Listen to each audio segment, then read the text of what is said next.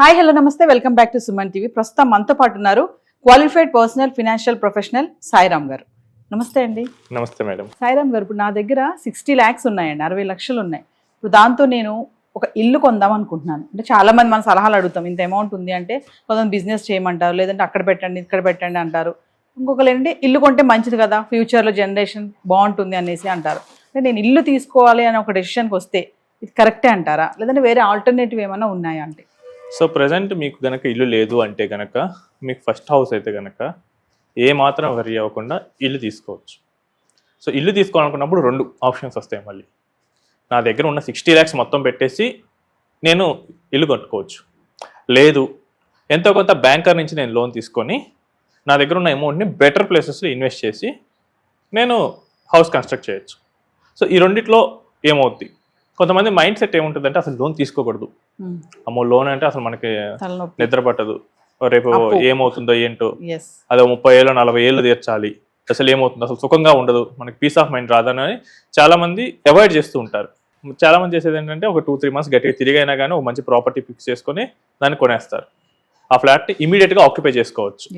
Property మనదే, మన పేరు మీదే ఉంటుంది, ఓ పీస్ ఆఫ్ మైండ్ అనేది ఉంటుంది. కానీ నష్టం ఏంటి, సో సపోజ్ 60 lakhs పెట్టి నేను హౌస్ తీసుకున్నాను, ఒక 10 years తర్వాత కొంచెం బాగా అప్రిషియేట్ అయింది అనుకుందాం, నాకు 1.5 crore అవుతుంది. సో 10 years దగ్గర నా దగ్గర ఉన్న వాల్యూ ఏంటి, దట్ 1.5 crore మాత్రం. అదే ఇప్పుడు నేను చెప్తాను, ఇప్పుడు ఈ 1.5 crore అంటే మీకు హార్డ్లీ 78% అప్రిషియేట్ వచ్చింది. ఇప్పుడు నేను చెప్పిన విధంగా మీరు చేస్తే మీకు ఏ విధంగా బెటర్ వస్తుంది. మీ దగ్గర 60 lakhs ఉన్నాయి కదా, ఇందులో 10 lakhs డౌన్ పేమెంట్గా పెట్టండి. ఓకే, మీరు చెప్పిన కేసులు ఎట్లాగో శాలరీ అన్నారు కాబట్టి 50 lakhs లోన్కి వెళ్ళండి. 30 years పెడితే సుమారు 37,000 ఈఎంఐ పడుతుంది. ఇప్పుడు మిగిలిన 50 lakhs ఉంది కదా, దీన్ని మ్యూచువల్ ఫండ్లో పెట్టి నెల నెల ఎస్డబ్ల్యూపీ చేయండి. ఓకే, సో ప్రజెంట్ ఇల్లు లేదంటే రెంట్లో ఉన్నట్టే కదా, రెంట్ యావరేజ్ తీసుకున్నా కానీ ఒక 15,000 అయినా ఉంటుంది. ఇప్పుడు మీరు ఎక్స్ట్రా పే చేయాల్సింది ఎంత ఈఎంఐకి, 37 మైనస్ 15, 22,000. ఈ 22,000ని ఎవ్రీ మంత్ మీరు ఎస్డబ్ల్యూపీగా ప్లాన్ చేసి తీసుకోండి. సో ఒక 10 years అయింది అనుకుందాం డౌన్ ద లైన్, 10 years తర్వాత నా హౌస్ వాల్యూ 1.5 crore అయింది. ఇప్పుడు నా ఎస్డబ్ల్యూపీ కార్పస్ చూస్తే 1 crore ఉంటుంది. నేను ఎవ్రీ మంత్ నేను 22,000 తీసుకుంటున్నా. ఇప్పుడు నేను కావాలనుకుంటే నేను కట్టాల్సిన 15,000 కూడా నేను ఆపేస్తాను. సో మొత్తం 37,000 దీని నుంచే నేను ఎస్డబ్ల్యూపీ పెట్టి నా హోమ్ లోన్ని దీని నుంచే క్లియర్ చేసుకునే ప్లాన్ చేయగలం. అసలు లేదు నాకు అది కూడా నచ్చలేదు, నాకున్న ₹1 కోటి నుంచి నేను అప్పటికి ఏమవుతుందంటే మన ఈఎంఐ 50 lakhs ఈఎంఐ కాస్త సుమారు ఒక 44 lakhs 43 lakhs అవుతుంది. 43 lakhs నేను ఇక్కడి నుంచి విత్డ్రా చేసుకొని ఒకేసారి బ్యాంకర్కి వన్ టైం సెటిల్మెంట్ చేసేస్తాను. అప్పుడు నా దగ్గర ఏమవుతుంది, 60 lakhs క్యాష్ ఉంటుంది, 1.5 crores ప్రాపర్టీ ఉంటుంది. నాకు ప్రీవియస్ కేసులో ఏముంటుంది, ఓన్లీ ప్రాపర్టీ ఉంటుంది. సో ఇక్కడ ఏంటంటే మనం జస్ట్ తెలివిగా ప్లాన్ చేస్తున్నాం. ఎందుకంటే ఇక్కడ బ్యాంకర్ ఇంట్రెస్ట్ ప్రెసెంట్ అయితే 8%కి ఇస్తున్నారు. నేను ఇక్కడ 12-13% వచ్చే మ్యూచువల్ ఫండ్లో పెట్టుకొని నేను నెల నెల నాకు కావాల్సిన ఇన్కమ్ తీసుకున్నా కానీ నాకు 13% కాబట్టి మిగతాది గ్రో అవుతూ ఉంటుంది. సో ఇది నాకు ఇక్కడ వచ్చే యాడెడ్ అడ్వాంటేజ్. ఒకవేళ నేను దీన్నే లాంగ్ టర్మ్ కంటిన్యూ చేస్తే ఏమైతే చూద్దాం. సో లాంగ్ టర్మ్ కనుక నేను కంటిన్యూ చేస్తే 20 yearsకి వచ్చేసరికి నా దగ్గర కార్పస్ 2 crores అవుతుంది, నా ప్రాపర్టీ వాల్యూ 3 crores అవుతుంది. నెక్స్ట్ మ్యాక్సిమం లోన్ 30 years కాబట్టి 30 years సినారియో కూడా చూద్దాం. 30 yearsకి వచ్చేసరికి నా ప్రాపర్టీ 6 crores అయినా కానీ నా దగ్గర ఉన్న ఫైనాన్షియల్ అసెట్ ఒక 4.5 to 5.5 crores మధ్య ఉంటుంది. సో నా దగ్గర ఉన్నది మొత్తం పెట్టేసి ఓన్లీ ప్రాపర్టీతో ఉండమంటారా, లేదా వైజ్గా ప్లాన్ చేసుకొని ప్రాపర్టీ ప్లస్ క్యాష్ ఈక్వలెంట్ అసెట్లో ఉంటుంది. అసలు ఈ స్ట్రాటజీ ఎందుకు వర్క్ అవుతుందంటే మనం తెలివిగా హోమ్ లోన్ని లెవరేజ్ చేసాం. సో ఇదేంటంటే జనరల్గా పెద్ద పెద్ద ఇండస్ట్రియలిస్టులు చేస్తుంటారు. ఇప్పుడు రిలయన్స్ కొత్తగా ఏదైనా పెద్ద ప్రాజెక్ట్ పెట్టింది అనుకోండి, వాళ్ళు వాళ్ళ ఓన్ డబ్బులతో పెట్టరు, నీట్గా బ్యాంక్ దగ్గరికి వెళ్తారు, ప్రాజెక్ట్ అప్రూవల్ చూపిస్తారు, బ్యాంక్ నుంచి లోన్ తీసుకుంటారు. ఆ బ్యాంక్ లోన్ ఏంటంటే చీప్, వాళ్ళకి 12% 13% మ్యాక్సిమం అలానే ఉంటుంది. వాళ్ళకి వచ్చే ప్రాఫిట్ కనీసం 15% ఉన్నా కానీ ఆ మిగిలిన 3% ఆపరేటింగ్ మార్జిన్ ప్రాఫిట్స్ అన్నీ వచ్చేస్తాయి. సేమ్ అదే స్ట్రాటజీ ఇక్కడ పడుతున్నాం. నేను ఎస్డబ్ల్యూపీ పెట్టాను, అక్కడ 12% ఉంది, బ్యాంక్ లోన్ 8%, ఆ మిగిలిన 4% నా ప్రాఫిట్గా నేను తీసుకున్నాను. 4% నా 50 lakhs over a period of 20-30 years compounding అనేది చాలా బాగా వర్కౌట్ అవుతుంది. సో అందువల్ల నాకు వచ్చింది.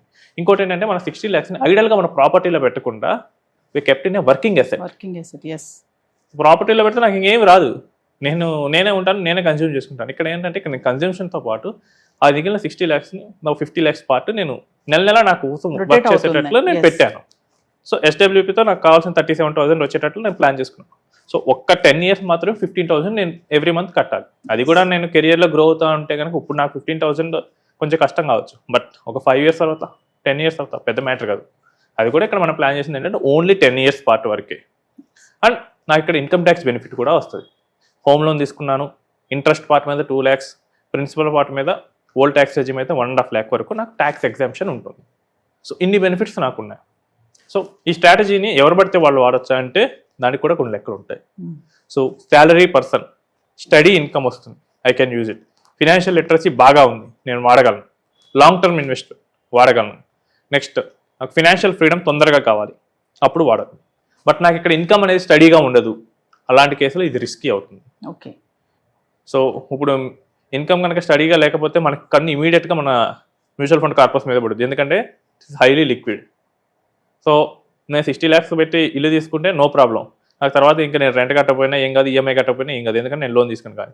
బట్ నాకు ఇక్కడ ఇన్కమ్ స్టడీగా లేకుండా కనుక నేను ఈ స్ట్రాటజీ వాడితే నాకు ఒక 6 months కనుక ఇన్కమ్ లేకపోతే నేను ఈ కార్పస్లో నుంచే నేను మంత్లీ అమౌంట్స్ తీసుకుంటా. అప్పుడు ఏమవుతుందంటే నా విత్డ్రాల్ రేట్ ఎక్కువ అయిపోతుంది. అప్పుడు ఈ కార్పస్ అనేది 15 years 20 years ఎరోడ్ అయిపోతుంది. సో అప్పుడు స్ట్రాటజీ కనుక బ్యాక్ ఫైర్ అయ్యే సిచ్యువేషన్ అయితే ఉంటుంది. సో స్టడీ ఇన్కమ్ ఉన్న వాళ్ళు దీన్ని చేయొచ్చు. సో ఫైనల్గా ఏంటంటే 60 lakhs మన దగ్గర ఉంటే డైరెక్ట్గా పెట్టేదానికన్నా కొంచెం హోమ్ లోనే లెవరేజ్ చేసుకోవడం బెటర్. ఎందుకంటే హోమ్ లోన్ అనేది డిసిప్లిన్ కూడా యాడ్ చేస్తూ ఉంటుంది. సో బ్యాంకర్ ఖచ్చితంగా నెల ఫస్ట్ వీక్ ఏదో టైంకి ఈఎంఐ అనేది తీసుకుంటాడు. సో మనది ఏంటంటే అన్వాంటెడ్ స్పెండింగ్ కన్నా బెటర్ యూస్ఫుల్ అసెట్స్ వైపు మనది మూవ్ అవుతూ ఉంటుంది. సో ఒకటైతే అర్థమైంది సాయిరామ్ గారు, మన దగ్గర బల్క్ అమౌంట్ ఉంది అంటే మొత్తం తీసుకెళ్లేసి మనము ప్రాపర్టీలో పెట్టడానికి లేదు. అదే మీరు అన్నట్టుగా ఐడియల్ అసెట్ లో పెట్టకూడదు, మన కోసం వర్క్ చేయాలి. సో అప్పుడు డబ్బు మన కోసం వర్క్ చేస్తే మనకి ఇన్కమ్ ఇంకా ఎక్కువ వస్తుంది. థ్యాంక్ యూ అండి. థ్యాంక్స్.